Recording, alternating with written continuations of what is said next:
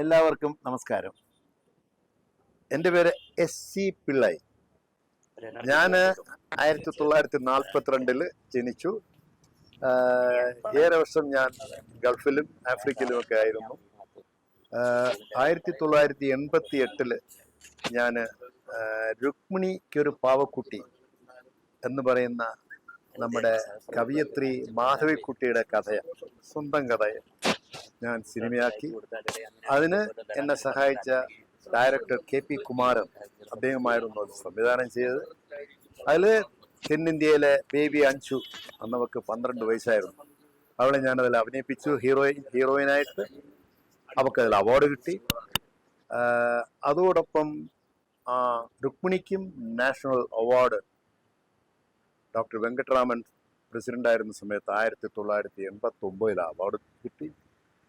അതിനുശേഷം ഞാൻ 2-3 ചിത്രങ്ങൾ പ്രവർത്തിച്ചു എങ്കിലും ഷൂട്ട് ചെയ്യാൻ പറ്റിയില്ല.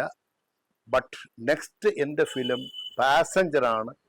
അതെടുക്കാൻ ഇൻ ബിറ്റ്വീൻ ഒരു 7-8 കൊല്ലം എനിക്ക് കുറെ പ്രോബ്ലംസ് ഉണ്ടായി. അഡ്വാൻസ് കൊടുത്തു, ആർട്ടിസ്റ്റിൻ്റെ അവൈലബിലിറ്റി കുറവ്, അങ്ങനെയൊക്കെ 7-8 കൊല്ലം നീണ്ടുപോയി. അത് എൻ്റെ കുറ്റമല്ല. അത് ആർട്ടിസ്റ്റ്, ഞാൻ അങ്ങനെയാണല്ലോ, ഡയറക്ടർ മറുതിക്കും, ആർട്ടിസ്റ്റ് പറയും പിന്നെ അടുത്ത മാസം ആവട്ടെന്ന് പറയും, ഈ കഥ പോയിട്ട് അടുത്ത കഥ കൊണ്ടുവരാമെന്ന് പറയും. ശ്രീനിവാസനും ആണ് ഞാൻ റൈറ്റ് എഴുതി തിരക്കഥ സംവിധാനം ഞാൻ കൊടുത്തത് ശ്രീനിവാസനാണ് 2004. പക്ഷെ ആ പടം അവസാനം എനിക്ക് കിട്ടിയത് 2008. അതുവരയ്ക്കും ശ്രീനിവാസന്റെ പല കഥകളും, എനിക്ക് വേണ്ടി എഴുതിയ പല കഥകളും കൈമാറിപ്പോയി. അങ്ങനെ പാസഞ്ചർ ഉണ്ടായി.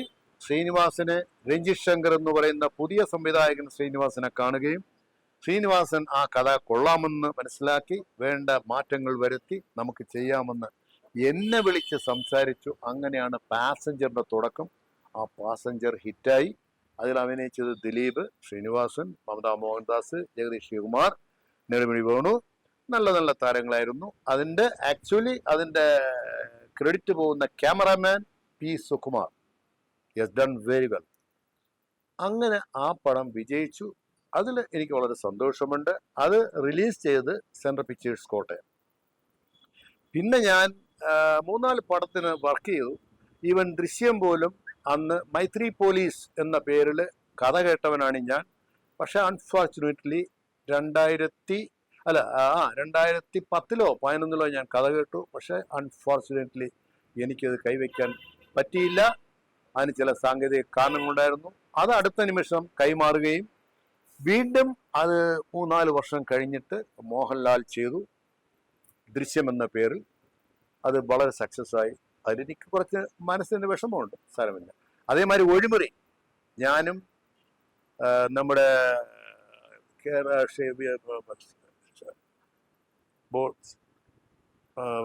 ഡയറക്ടറിന്റെ പേര് മറന്നുമില്ല, മധുവാലുമായിട്ട് ചേർന്ന് ഞങ്ങൾ 1-2 വർഷം വർക്ക് ചെയ്തു. വളരെ ഇഷ്ടപ്പെട്ട ഒരു കണ്ടന്റ് ആയിരുന്നു. അതും അൺഫോർച്ചുനേറ്റ്ലി എനിക്കത് കണ്ടിന്യൂ ചെയ്യാൻ പറ്റിയില്ല. പിന്നെയാണ് ഞാൻ രാജീവ് കുമാറിന് അഡ്വാൻസ് കൊടുത്തു. TK രാജീവ് കുമാറിന് അഡ്വാൻസ് കൊടുത്തു. കുറെ ആർട്ടിസ്റ്റിനും അഡ്വാൻസിന് കൊടുത്തു. രാജീവ് കുമാർ നല്ലൊരു പടം ചെയ്യാമെന്ന് പറഞ്ഞു. അവിടെയും 1-2 കൊല്ലം ഗ്യാപ്പ് വന്നു. അങ്ങനെ ഒരുപാട് കാശുകൾ കുറെ വെളിയിലും പോയി. നഷ്ടം വന്നപ്പോൾ എങ്ങനെയെങ്കിലും ഒരു പടം എടുക്കണമെന്ന് പറഞ്ഞുകൊണ്ട് ആലോചിച്ചിരിക്കുകയാണ് റേഡിയോ എന്നൊരു പടം തുടങ്ങിയത്. അതും ഒരു ഏകദേശം പൂർത്തിയായി. അത് ഞാൻ റിലീസ് ചെയ്തു. പക്ഷെ അതിലെനിക്ക് ഫൈനാൻഷ്യൽ ബെനിഫിറ്റ് ഉണ്ടായില്ല. പിന്നെ അതിനുശേഷം ഞാനിങ്ങനെ ചില പ്രവർത്തനങ്ങളിലാണ്, പക്ഷെ ഒന്നിലും ഞാൻ കമ്മിറ്റ് ചെയ്തിട്ടില്ല. ഇപ്പോഴും എടുത്താക്കൊള്ളാന്നുള്ള ആഗ്രഹം ഉണ്ടെങ്കിലും ഇപ്പോഴത്തെ സിറ്റുവേഷൻ സിനിമയ്ക്ക് പറ്റിയതല്ല എന്ന് എൻ്റെ ഫ്രണ്ട്സ്, അതായത് സുരേഷ് കുമാർ, രഞ്ജിത്ത്, ആൻഡ് ഇങ്ങനെയുള്ള പല നല്ല അതായത് പ്രൊഡ്യൂസേഴ്സ് അസോസിയേഷനിൽ സ്റ്റിൽ ഐ ആം ആക്റ്റീവ്. പല നല്ല ഫ്രണ്ട്സ് എന്നെ ഉപദേശിക്കുന്നത് ഇപ്പോഴും പിള്ളച്ചേട്ടാ ചാടി പോണ്ട, നല്ല സമയമല്ല. ഇങ്ങനെ ഞാൻ അടങ്ങി വന്ന് ഇരിക്കുകയാണെന്ന് മാത്രമേ ഉള്ളൂ. ഇതാണ് എൻ്റെ സിനിമാ ജീവിതം. പിന്നെ എന്താ, പുതിയ സിനിമ എടുക്കണം എന്നുള്ള ആഗ്രഹമുണ്ട്. ഡെയിലി പുതിയ പുതിയ ആൾക്കാർ വരുന്നുണ്ട്. ഒരുപാട് സ്ക്രിപ്റ്റ് എൻ്റെ കയ്യിലുണ്ട്, ചെക്ക് ചെയ്തിട്ട് കൊടുക്കുകയൊക്കെ. പക്ഷേ പലവരും ആഗ്രഹിക്കുന്നത് പിള്ള സാർ കൂടെ നിന്നാൽ മതി, അത് ഞങ്ങൾ കുറേയൊക്കെ കമ്മിറ്റ്മെന്റ് ചെയ്യാം, കുറേയൊക്കെ അങ്ങനെ. പക്ഷേ എനിക്ക് ഭാര്യയ്ക്ക് സുഖമില്ല, ഞാൻ 3-4 കൊല്ലം കൊണ്ട് വീട്ടിൽ തന്നെയാണ്, വെളിയിൽ പോകുന്നില്ല. അതുകൊണ്ട് ഞാൻ അതിനെ ഒന്ന് സ്റ്റോപ്പ് ചെയ്ത് വെച്ചിരിക്കുകയാണ്. ഞാൻ തൽക്കാലം അതിനെപ്പറ്റി ഇപ്പം ചിന്തിക്കുന്നില്ല. പിന്നെ എനിക്ക് ഏറ്റവും ഒരു സന്തോഷമായ കാര്യം, ഞങ്ങളുടെ പ്രൊഡ്യൂസേഴ്സ് അസോസിയേഷൻ എറണാകുളത്തൊരു നല്ലൊരു ബിൽഡിംഗ് ചെയ്തിട്ടുണ്ട്. അതിനൊരു 4-5 കോടി ചെലവാക്കി. അതിൻ്റെ ഉദ്ഘാടനത്തിനൊന്ന് ഒരു പഴയ കാലത്തെ ഒരു 10-30 പ്രൊഡ്യൂസേഴ്സിനെ ആദരിച്ച കൂട്ടത്തിൽ 1988 മുമ്പേ, അല്ല 88-89 മുമ്പേ ഉള്ള മുമ്പേ തുടങ്ങിയ പ്രൊഡ്യൂസേഴ്സിനെ ആദരിച്ച കൂട്ടത്തിൽ എന്നെയും ആദരിച്ചു. അതിൽ ശ്രീമാൻ മോഹൻലാലും ശ്രീമാൻ മമ്മൂട്ടിയും ചേർന്ന് ആദരിച്ച ഒരു സന്തോഷമായ വാർത്ത. അതിനും പ്രൊഡ്യൂസേഴ്സ് അസോസിയേഷന്റെ ഭാരവാഹികളോടും അന്നത്തെ നടത്തിപ്പുകാർക്കും അവരോട് എനിക്ക് പ്രത്യേകം നന്ദി. ഇതൊക്കെ ഒരു സന്തോഷമായിട്ട് എൻ്റെ മനസ്സിലുള്ള കാര്യങ്ങളാണ്. അങ്ങനെ ഇന്നും ഞാൻ പ്രൊഡ്യൂസേഴ്സ് അസോസിയേഷനിലെ ഒരു മെമ്പറാണ്. പൊതുയോഗങ്ങൾക്ക് പോകുന്നുണ്ട്.